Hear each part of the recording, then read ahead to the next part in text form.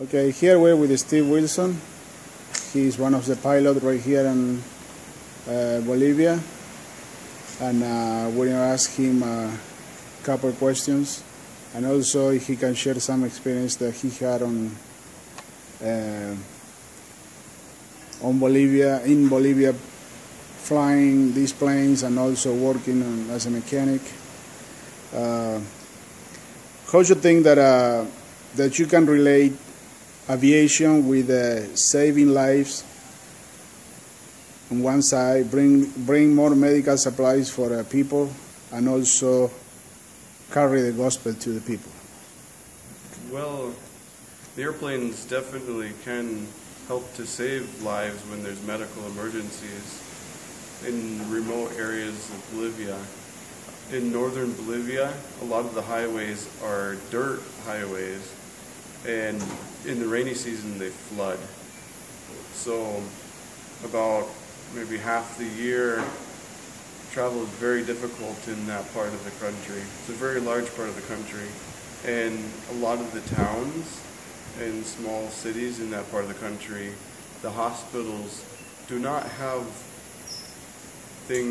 equipment like x-ray machines.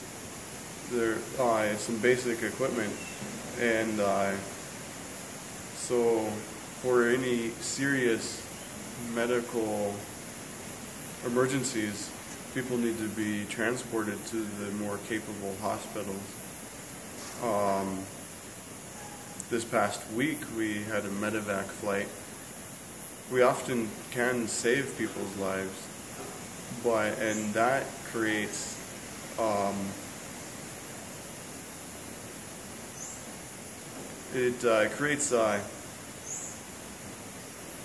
inroads into different places where there may be no Adventist church yet, or into families where there's no Adventists.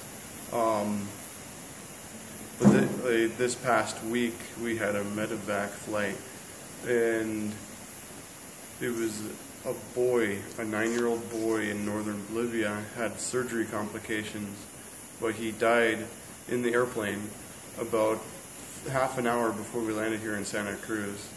And so the next day I flew his body and his mother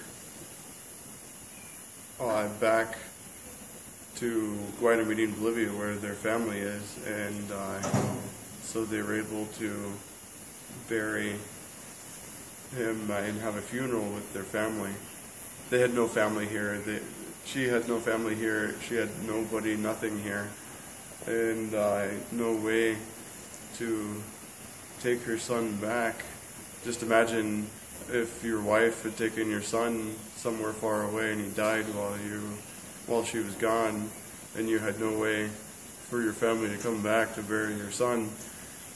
That they were very grateful for having the body of their son brought back to them. Even if we aren't able to save people, sometimes just doing that shows people that you care for them, and makes people very grateful and able to say goodbye, and creates opportunities to share with them. So basically, this boy, they didn't have the equipment or the right equipment to give him the attention in the place where he was? No, they did. It was a small hospital in a small town, and they did not have more advanced care. They sent a doctor with him in the airplane with equipment, but the doctor was not able to keep him alive. Mm-hmm. Okay, and what you can mention about if we are able to have more planes and more pilots trained to do mission work right here, what is your opinion on this matter? Right now, the airplanes that we have here are U.S. registered airplanes, and there's a limitation on the government limits where U.S. registered airplanes can go in the country, and we need to change these airplanes' registration to Bolivian registration, and then they would be less restricted as to where they could go in the country. There still are some restricted areas in the country, but they would be far less restricted, and that would allow the airplanes to go to more jungle airstrips, many more places, and what we need to do is we're starting with this airplane behind me, Gal, and we need to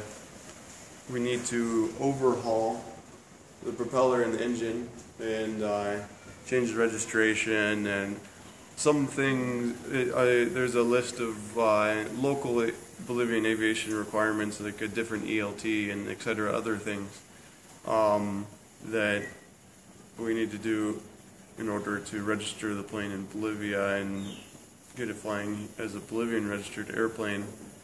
But in order to fly Bolivian registered airplanes, you have to have pilots with Bolivian pilot's licenses, and so we're going to need to go through Bolivian flight schools, and for some people it would be just repeating what you've already done. Some people it would be training new pilots, and we already have one Bolivian certified pilot to start with, but we'll need some more pilots in order to fly the planes that we currently have as Bolivian registered airplanes. So, having that in mind, that you been on the jungle many times, what you can say about how many, people we can reach? Like hundreds, 1,000 people. We're going to be able to reach them right after we can get the registration in Bolivia? Yeah, we could, with changing the registration over to Bolivian registration would allow us to go out to more isolated communities. They are smaller communities, and that would, going to those places and doing medical evacuations and taking medical teams into these places would have a more personal effect, more one-on-one with the people. But briefly in your mind, how many people you think?